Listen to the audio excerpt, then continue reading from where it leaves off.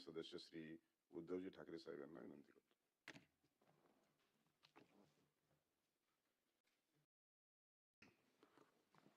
सभापती महोदय, मांडला ना, मग मी मांडला आहे असं म्हटलं ना, प्रस्ताव त्यांनी मांडला आहे ते बोलतील. सभापती महोदय, विधिमंडळाचं यावर्षीचं आहे पहिलं अधिवेशन आणि या अधिवेशनाची सुरुवात आपण सर्वच जण एक दिग्मूढ अवस्थेमध्ये आहोत. आजपर्यंत नेहमी सभागृहात दिसणारे आपल्याला सर्वांनाच आपले वाटणारे अजितदादा या सभागृहात किंवा या विधिमंडळात आज दिसत नाही, ही खंत आपल्या सगळ्यांच्या मनात आहे. माणसं येतात, माणसं जातात, माणसं असताना त्यांचं महत्त्व कधी कळत नाही आणि ती नसतात त्यावेळेला त्यांचं महत्त्व कळून काही उपयोग होत नसतो. अनेक जण अशी असतात की जी जवळ असताना कळत नाहीत, पण काही जण अशी असतात की जी जवळ आल्यानंतर आपल्याला व्यवस्थित कळतात. या विधिमंडळामध्ये अनेकांच्या राजकीय कारकिर्दीची सुरुवात अजितदादांच्या बरोबरीनेच झाली असेल. काळ एकच आहे, साहजिकच आहे. विशेषतः माझ्या कारकिर्दीची सुरुवात ही अजितदादांच्या पक्षाच्या आणि त्यांच्या विचारधारणेच्या विरोधातली होती. आम्ही कधी एकत्र येऊ असं ध्यानीमनी सुद्धा वाटलं नव्हतं. अजितदादांच्या बद्दल म्हणायचं झालं तर 2 सकाळ अशा होत्या, त्यातली एक सकाळ ही महाराष्ट्राला त्यांच्या कृतीने धक्का देणारी होती आणि दुसरी सकाळ ही महाराष्ट्राला चटका देणारी होती, अंतःकरणाला चटका देणारी होती. आम्ही कधी एकत्र येऊ असं आम्हाला वाटलं नव्हतं. हे जे मी आपल्याला सांगितलं त्यावेळेला साहजिकच आहे, दोन्ही पक्ष हे राजकीयदृष्ट्या एकमेकाच्या विरोधात होते. एकत्र आलो, अनपेक्षितपणाने एकत्र आलो आणि एकत्र आल्यानंतर साहजिकच आहे की मनामध्ये एक नाही म्हटलं तरी अढी होती. त्याच्या आधीची सकाळ मी आपल्याला सांगितली आणि त्याच्यानंतर ही व्यक्ती माझ्यासोबत, एकतर मला प्रशासनाचा अनुभव नव्हता, अचानक ह्या सभागृहात किंवा या विधिमंडळात आलो तो मुख्यमंत्री म्हणून आलो. कामकाज कसं चालवायचं त्याच्यात सहकारी सगळे विरोधातले होते ते आहेत. अजितदादांसारखा एक सहकारी ज्यांनी एक धक्का दिला होता आणि आपल्यासोबत उपमुख्यमंत्री म्हणून बसणार, हे थोडंसं त्यावेळेला नाही म्हटलं तरी अनपेक्षित होतं. पण जसजसं कामकाज सुरू झालं तेव्हा मला कळलं आणि ती भावना आजही माझ्या मनात कायम आहे, ती नेहमी कायम राहील की अजितदादांसारखा एक भरोसेमंद, उत्तम, दिलदार केवळ सहकारीच नव्हे तर मित्र मी गमावला. आता शासकीय किंवा प्रशासकीय कामकाजामध्ये एक खंबीर मला पाठिंबा होता, आधार होता. कोणतीही गोष्ट काही एखादी कळली नाही तर अजितदादांबरोबर मी बोलायचो आणि एवढा विषयाचा सखोल अभ्यास करणारा सहकारी किंवा लोकप्रतिनिधी अभावानेच आढळेल आज सुद्धा.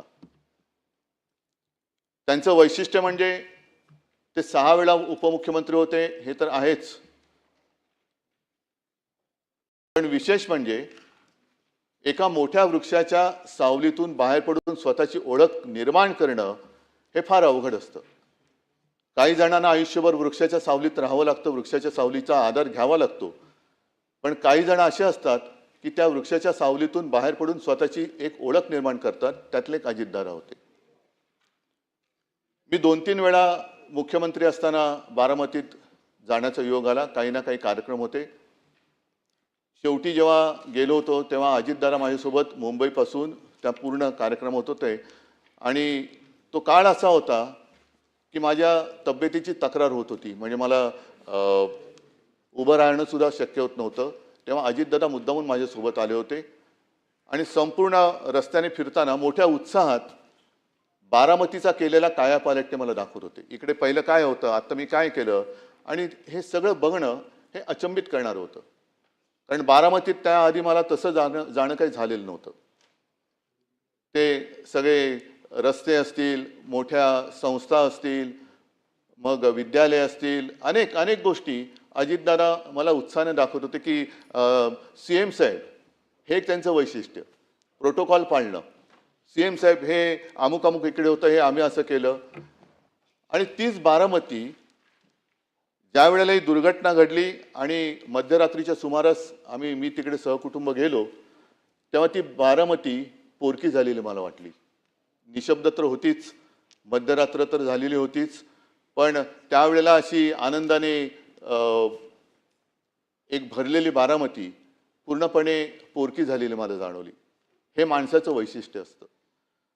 अर्थ खातं तर त्यांनी सांभाळलंच, पण जेव्हा लॉकडाऊनमध्ये मंत्रालय बंद होतं आणि जवळपास अर्थचक्र थांबते की काय अशी परिस्थिती होती, त्याही वेळेला या माणसाने कसा काय तो समतोल साधला, कोणती योजना बंद पडू न देता महाराष्ट्राचं अर्थचक्र सुरू ठेवलं.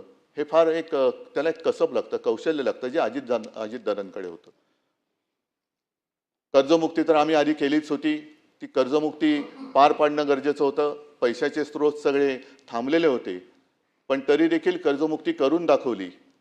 शिवभोजन ही गोरगरिबांसाठी जी योजना आम्ही सुरू केली होती, ती 10 रुपयाची थाळी ही 5 रुपयात करणं हे गरजेचं होतं.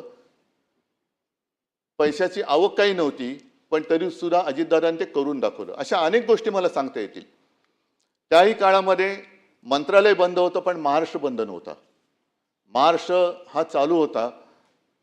त्याचे सगळे कारभार, उद्योग आणि विकास कामं सुद्धा, अगदी शिवसेना प्रमुखांच्या नावाने जो आपण समृद्धी महामार्ग केलाय, तो सुद्धा त्यांनी थांबू दिला नव्हता.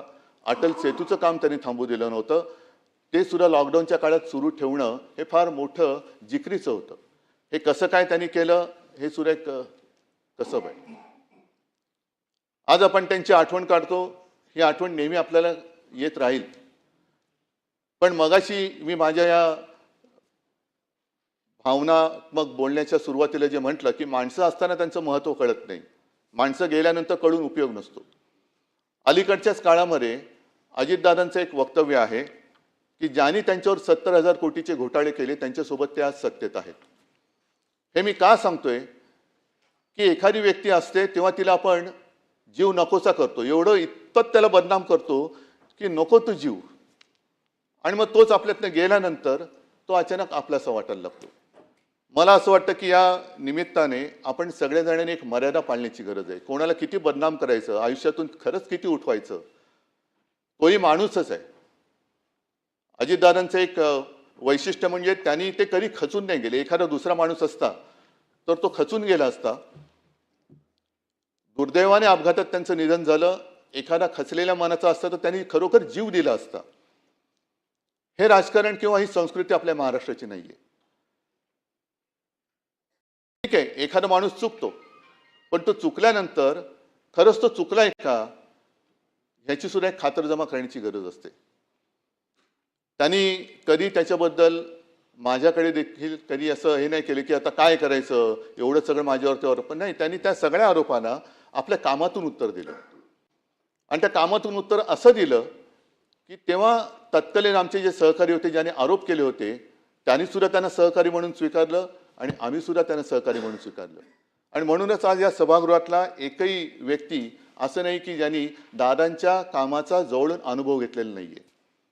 दादांचा स्वभाव असेल, थोडासा तापट असेल, एक तर त्यांच्या आवाजात एक नैसर्गिक भारदस्तपणा होता, त्याच्यामुळे त्यांच्यासमोर अधिकारी सुद्धा थोडेसे असे वचकून असायचे. अनेकदा कळायचंच नाही की हे कौतुक करतायत की दम देत आहेत. पण तो एक दादांचा एक ती शैली होती, दादांची एक लकब होती. बोलताना सुद्धा बिनधास्त बोलायचे. अनेकदा त्यांच्या वक्तव्याने त्यांना अडचणीत आणले हे सुद्धा आपण पाहिलेलं आहे. पण बोलायचं तर बोलायचं, काही काम एखादं करायचं तर बेधडकपणाने करायचं, बेलाशकपणाने करायचं. याचं कारण त्यांच्या मनात कुठे पाप नसायचं. एकदा का मनात पाप नसेल तर आपण केलेल्या कृतीबद्दल पश्चाताप होण्याची भावना त्या व्यक्तीच्या मनात येऊ शकत नाही. आणि दादा मला असं वाटतं त्या व्यक्तीच्या वर्गवारीत येत होते. एकतर त्यांनी, मी तुम्हाला सांगितलं की अत्यंत अडचणीच्या वेळेला महाराष्ट्राचं अर्थखातं सांभाळलं. एक मला कशाचाही अनुभव नसताना माझ्या मंत्रिमंडळात एक उत्तम भरोसेमंद सहकारी म्हणून त्यांनी काम केलं. वेळ म्हणजे कदाचित घड्याळ आणि वेळ म्हणूनच त्यांची ती निशाणी होती की काय कळत नाही. कारण दादा 11 वाजता येणार म्हणजे 11 वाजता बरोबर त्यांची गाडी दारात उभी असलीच पाहिजे. बरं, आल्यानंतर विषय घेऊन यायचे. ते विषय झाल्यानंतर फाफट पसारा जास्त न करता काम झालं का बरं सीएम साहेब मी निघतो. मंत्रिमंडळात सुद्धा मी प्रत्येक वेळेला बघितलेलं आहे, कागदं असतात पसरलेली, पण दादांच्या समोरचं टेबल हे व्यवस्थित सगळ्या गोष्टी काटकोनात असायच्या. त्यांचं पेन असेल, त्यांचे कागद असतील, हे काटकोनात असायचे. आणि हे मी का सांगतोय आवर्जून, कारण ही सवय शिवसेना प्रमुखांना सुद्धा होती. आणि त्यांच्याबद्दल म्हणजे शिवसेना प्रमुखांबद्दल प्रमोद नवलकर जे बोलले होते ते मला या निमित्ताने आठवते की माणूस कसा शिस्तीचा असतो. तर म्हणजे तुम्हाला असं वाटेल की विषय काय आणि बोलतायत काय, पण काटकोनामध्ये सगळ्या गोष्टी असणं, सगळ्या गोष्टी स्वच्छ पाहिजे. एखादी गोष्ट जरा तिरकी तारपी असली का ते व्यवस्थित लावली गेली पाहिजे. ही एकदा शिस्त लागली का मग कारभार सुद्धा त्या शिस्तीने केला जातो. आपण जर का सगळं काही पसरलेलं आहे, मग कुठला कागद कुठे गेलेला आहे, कशाचा कशाला पायपोस कोणामध्ये नाही, तर कामकाज सुद्धा तसं होऊ शकत नाही. आज आपण सगळेच जण एका अशा दुःखात आहोत की सगळ्यांनाच असं वाटतंय की आपल्या जवळचं कोणतरी गेलेलं आहे. ही भावना फार थोड्या व्यक्तींच्या बद्दल आपल्या सगळ्यांच्या मनात निर्माण होते. मी तर माझा एक चांगला मित्र गमावला हे तर माझं दुःख आहेच, पण त्याचबरोबरीने महाराष्ट्राने एक उमदं नेतृत्व गमावलंय हे महाराष्ट्राचं फार मोठं नुकसान आहे. आणि असं का होतं कोणास ठाऊक. गेल्या काही वर्षांमध्ये ज्यांच्याकडनं काही अपेक्षा महाराष्ट्राने केल्या होत्या, मग ते प्रमोद महाजन असतील, गोपीनाथ मुंडे असतील, अगदी आर आबा असतील आणि आता अजितदादा असतील, की काही करण्याच्या एका पातळीपर्यंत ते जातात काय, महाराष्ट्र त्यांच्याकडनं अपेक्षा करतो काय आणि अचानक ते आपल्यातून निघून जातात काय. हे दुर्दैव आहे. हे महाराष्ट्राचं दुर्दैव आहे. हे नुकसान, हा दुःखाचा डोंगर केवळ पवार कुटुंबियांवरती नाही तर महाराष्ट्रावरती कोसळलेला आहे. आज त्यांच्या बरोबरीने इतर सुद्धा जे आपले सदस्य होते विधान परिषदेचे, त्या सर्वांचा उल्लेख ह्याच्यामध्ये आहेच. स्वरूपसिंग नाईक आहेत, अशोक मोडक सर, त्याच्यानंतर गंगाधर पटणे, नीला देसाई तर आमच्या पक्षाच्या सदस्य होत्या. त्या सुद्धा महिला आघाडीच्या आमच्या पदाधिकारी होत्या. एक धडपड करणारी माणसं, आपल्याला मिळालेल्या संधीचं सोनं करणारी माणसं, आणि ही अशी माणसं आपल्यातनं अचानकपणाने निघून जातात. त्याच्याबद्दल आज तरी आपल्याकडे दुःख व्यक्त करण्याखेरीज काहीच नाही आहे. पण या निमित्ताने मी पुन्हा एकदा आपल्याला सगळ्यांना विनंती करेन की जेव्हा माणसं असतात तेव्हा त्यांच्याशी आपण त्यांचं महत्त्व कळून घेऊन त्यांच्या गुणाचा वापर जर का राज्यासाठी केला गेला तर केवळ आपलंच नव्हे तर महाराष्ट्राचं भलं झाल्याशिवाय राहणार नाही. असो, आज मला तरी असं कधी वाटलं नव्हतं की अजितदादांबद्दल असा प्रस्ताव येईल आणि त्याच्यावरती आपल्याला बोलावं लागेल हे मनात कधीच आलेलं नव्हतं. अचानकपणाने ही वेळ आपल्यावरती ओढवलेली आहे. मी अत्यंत भारावलेल्या आणि जड अंतःकरणाने अजितदादांना श्रद्धांजली हा शब्द मला वापरावा लागतोय, ह्याचं खूप मनामध्ये दुःख आहे. कारण अशी माणसं ही पुन्हा पुन्हा होत नाहीत.